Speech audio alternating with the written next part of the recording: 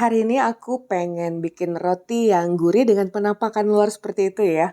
Gurih dan tentunya lembut. Masih dengan cara yang mudah dan pastinya ini juga bisa untuk kalian jadikan ide jualan yang terbaru. Oke, untuk itu kita aja tutorialnya sampai selesai. Sebelumnya jangan lupa like, subscribe, nyalakan lonceng aktifnya, juga komentar. Bahan pertama, bawang bombay, bawang putih, dicincang, potong-potong halus. Lalu seasoning, gula garam lada, kemudian meat grinder, daging giling, dan saus spaghetti. Sangat simple. Ini kita tumis dulu bawang-bawangnya. Boleh dicampur dengan margarin ya. Minyak gorengnya sedikit. Kemudian kalau udah wangi, masukkan daging dan kita masak dulu sampai berubah warna. Oh ya, untuk bahan isiannya ini Mama Meiji sengaja ya langsung buat banyak. Tapi kalau untuk satu resep ini kalian cukup buat dengan gramasi yang sudah ada pada resep ini. Nah, masukkan seasoning, kemudian diaduk. Lalu yang terakhir masukkan saus spaghettinya. Ini saus spaghetti instan ya, tanpa daging tapi. Nah, terus kita masak agar rasanya lebih gurih. Tambahkan dengan setengah sendok teh kental manis atau susu kental manis, juga secukupnya air. Masak sampai mengental. Untuk kekentalan sesuai selera aja ya, tapi yang pasti jangan terlalu encer. Kalau udah kita singkirkan dulu. Lanjut ke bahan roti. Bagi kalian yang masih ragu-ragu dalam penggunaan cairan, sebaiknya masukkan dulu bahan kering. Terigu protein tinggi, gula pasir, susu bubuk, kemudian ragi instan. Nah, semua bahan kering ini kita campurkan dulu sampai merata. Lalu siapkan air susu yang hangat ditambah dengan 1 kuning telur. Ini kita campurkan cairannya agar merata ya. Nih, kita tuangkan bertahap. Kalau masih ragu-ragu, masukkan cairannya bertahap. Tapi kalau tadi cairan duluan semua kalian tuang, takutnya terlalu banyak cairan, jadi harus menambah tepung, tentunya gramasinya juga jadi berubah. Sebaiknya kalau kalian ragu, campurkan dulu bahan kering. Jadi masukkan cairannya bertahap, terus kita aduk seperti ini, dicampurkan sampai tidak ada lagi tepung yang kering. Nah, ternyata masih terasa kering, beda dengan resep asli ya. Airnya masih kurang, jadi Mama Meiji tambahkan 5-10 lagi air biasanya. Nih, konsistensinya seperti ini. Jadi semuanya tercampur dan adonannya lunak. Kemudian kita masukkan margarin yang udah dicairkan, juga garam. Kembali kita campurkan. Nah, untuk tahapan inilah yang membedakan ya. Kalau dengan menggunakan mixer tentunya lebih cepat. Ini sih sebenarnya cuma dicampurkan aja, tidak diuleni sampai kalis. Maksudnya nggak diuleni itu yang nggak sampai kalis untuk roti ya, khusus untuk roti. Kalau dicampurkan nih ya namanya diuleni. Diuleni ya pakai tangan. Nah, kalau kita bulatkan gini ya, dan kita istirahatkan dulu selama 30 menit. Nanti setelah 30 menit pastinya udah lebih lunak dan lebih mengembang. Tapi pada pembuatan roti kali ini saat di folding ini adonannya kok masih terasa nggak menyatu ya. Masih terasa dan terlihat kasar, nggak seperti biasanya. Nah, kalau udah begini sebaiknya kita pindahkan ke papan kerja. Biasanya tuh istirahat 30 menit pertama adonannya itu udah lebih mengembang dan terasa halus. Tapi kali ini enggak. Jadilah kita folding dulu seperti ini, ditekan-tekan, digulung-gulung pada papan kerja. Nah, rupanya disinilah seni membuat roti. Kadang berhasil sempurna, kadang ada halangannya. Ini kita bulatkan ya, kalian sudah bisa lihat tuh adonannya udah enak di tangan, udah lembut, lebih terasa kalis dan halus mulus. Lanjutkan, kita istirahatkan yang kedua selama 30 menit, kurang lebih sampai mengembang 2 kali lipat.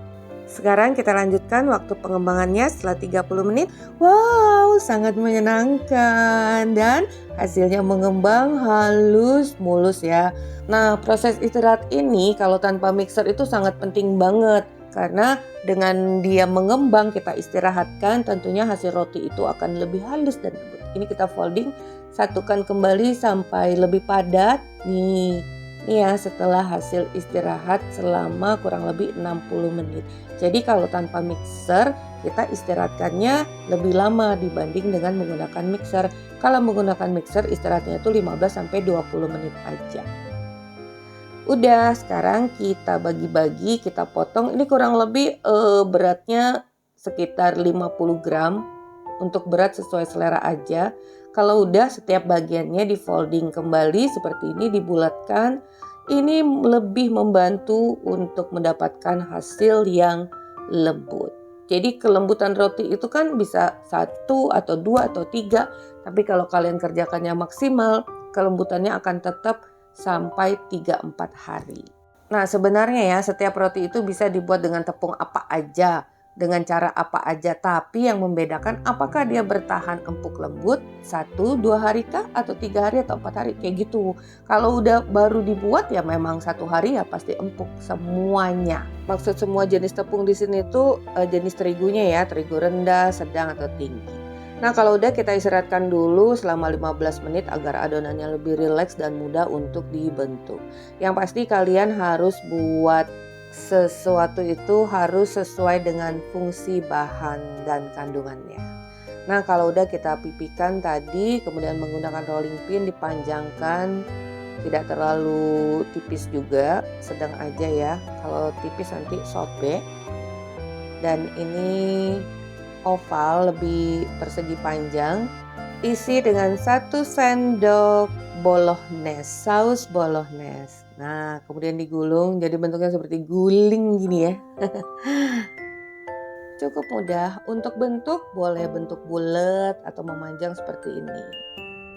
Jadi gitu ya teman-teman.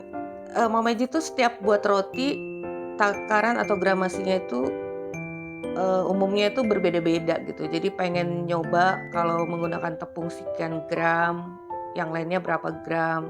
Dan ambil dari resep-resep yang udah ada aja. Karena pada umumnya semua resep itu mirip ya, hampir sama. Tinggal gimana kita cara mengolahnya, menggunakan metode apa, dan jam terbang. Rajin berlatih mencoba, pastinya akan biasa. Jangan lupa ya, setiap ujung-ujungnya itu dijepit rapat agar tidak bocor.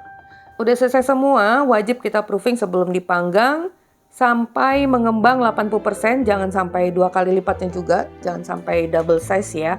Karena nanti akan overproofing.